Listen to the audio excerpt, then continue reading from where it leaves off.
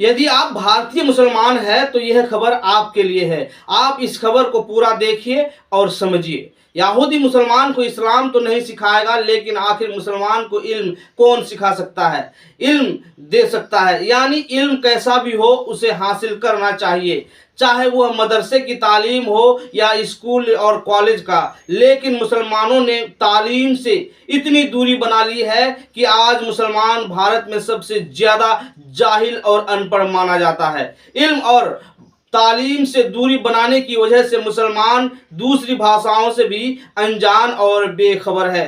भारत के मुसलमान आज भी कुरान की तालीम से बहुत दूर है। कुरान अरबी भाषा में है और 1400 साल से लेकर आज तक रोजा, नमाज, खुतबा सब अरबी भाषा में होता आ रहा है। मुसलमानों के लिए अरबी भाषा ही एक सबसे बड़ी समस्या है, क्योंकि भारतीय मुसलमानों की मातृभाषा अरबी नहीं है।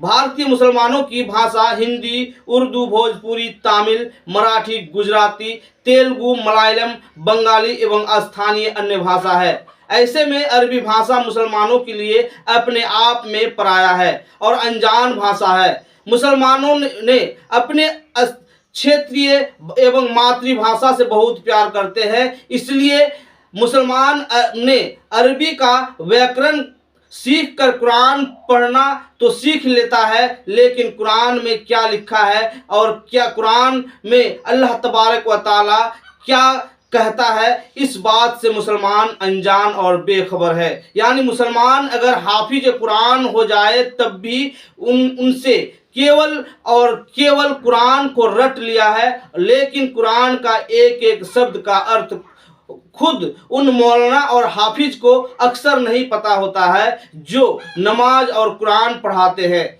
19वीं सदी में सबसे पहले कुरान मजीद का ट्रांसलेशन अरबी भाषा में किया जाने लगा, तब जाकर पढ़े लिखे मुसलमान में थोड़ी बहुत इस्लाम और कुरान की समझ पैदा हुई।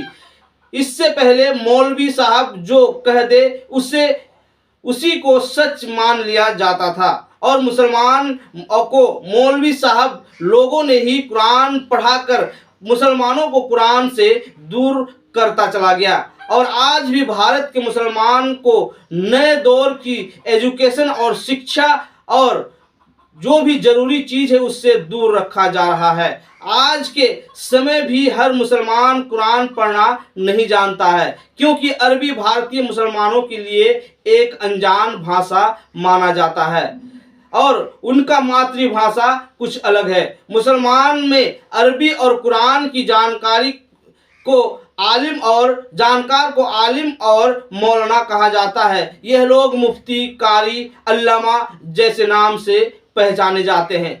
बहुत ही कम ऐसे मुसलमान हैं जो खुद को मुसलमान समझते हैं, वरना ज़्यादातर लोग शिक्षा के अभाव में मुसलमान होने से ज़्यादा खुद को सैयद, शेख, पठान, मुगल, अफगान कहने में गर्व महसूस करते हैं। तो ऐसे में सवाल है कि ऐसी जाहिल और बदकार और जातिवाद से दूषित कौम को आप किस नज़रिए से इनको मुसलमान कहेंगे। जातिवाद के अलावा भारतीय मुसलमानों में एक और बीमारियों ने बहुत तेजी से पांव पसार लिया है और उसका नाम है फिरका परस्ती। जी हाँ, उसका नाम फिरका परस्ती है।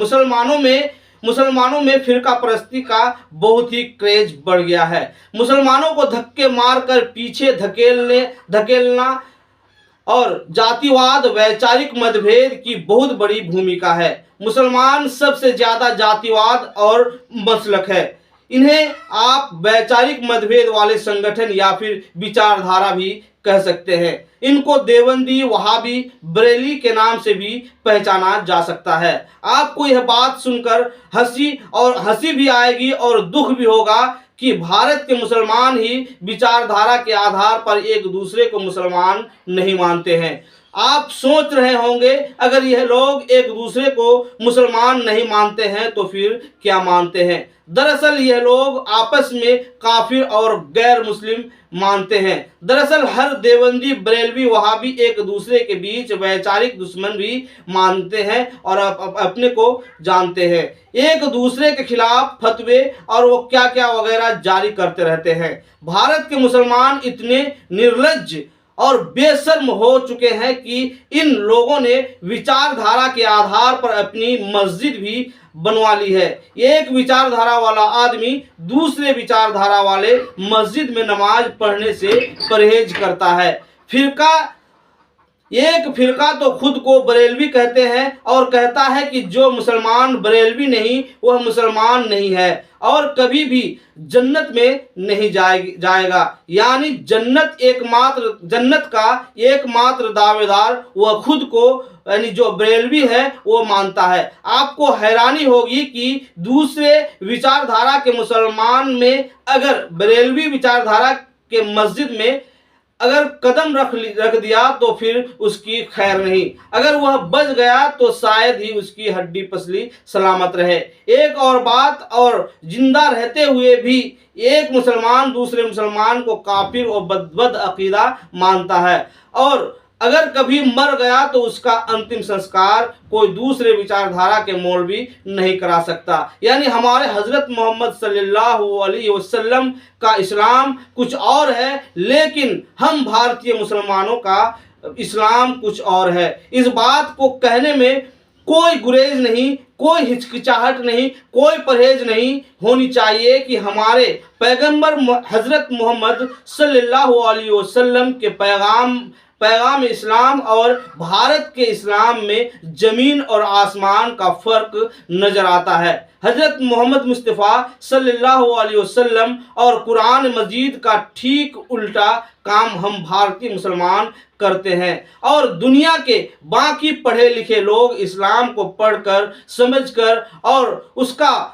अर्थ समझकर कुरान मजीद को पढ़कर समझकर कबूल इस्लाम करते हैं, जबकि भारत में मुसलमान बनने से पहले ही खुद को यह तय करना होता है कि वह कौन सा मुसलमान बनेगा, बरेलवी बनेगा, वहाबी बनेगा या फिर देवबंदी बनेगा, यानी अहले हदीस या देवबंदी बनेगा। वह यानी मुसलमान सब कुछ बन जाएगा लेकिन मुसलमान नहीं बनेगा। भारत में मुसलमान बनने के लिए नाम भी बदलना पड़ता है। अगर कोई मुसलमान बनता है तो उसे अपना नाम सबसे पहले चेंज यानी बदलना होगा। इस्लाम की शरीयत के हिसाब से उर्दू नाम रखना होगा। इस्लाम कहता है कि धर्म बदलने के लिए सबसे पहले आपका बदलना जरूरी है, आपका अकीदा बदलना जरूरी है, आपका फितरत बदलना चाहिए। लेकिन अगर आप धर्म बदलते हैं तो आपका किताब बदलना भी जरूरी है। लेकिन भारत के मुसलमान इसके विपरीत है। यानी अगर अनिल, महेश, सूरज, मनीषा नाम के किसी लोगों को इस्लाम में आना है, इस्लाम कबूल करना है, तो उनको पहले अपना नाम बदलना पड़ेगा। इसलिए भारत के मुसलमान बहुत ही कंफ्यूज में है। इनके हमारे उच्च उलमाओं को अगर छोड़ दिया जाए तो ज़्यादातर एक दूसरे को नफरत की निगाहों से देखता है, यहाँ तक कि एक दूसरे का पानी भी नहीं पीते। और अगर दूसरे कौम की मौलवी दूसरे कौम से मिलते हैं तो सलाम कलाम भी नहीं होता। सलाम कलाम की तो दूर की बात है, वो निगाहें भी नहीं मिलाते हैं और सलाम का जवाब भी नहीं देते। ऐसे में और यह सब कारनामा सिर्फ कठमुल्ला और यह जो भारतीय मौलवी लोग हैं, यही लोग आपस में ना इत्तेफाकी बनाकर रखते हैं। अगर एक मुसलमान ही मुसलमान को मुस्लिम कहने से इनकार कर देते हैं तो हमारे और आपसी इत्तेहाद से क्या रहेगा। यानी आपको और हम सबको समझने की ज़रूरत है कि हम लोगों को सिर्फ मौलवी और मौलाना के चक्कर में नहीं पड़ना है, क्योंकि मौलवी और मौलाना ही आपस में एक दूसरे को लड़वाते हैं और वह दोनों को लड़वाने के बाद अपना उल्लू सीधा करते हैं। क्या सलाम देना गुनाह है? सलाम की फजीलत क्या है?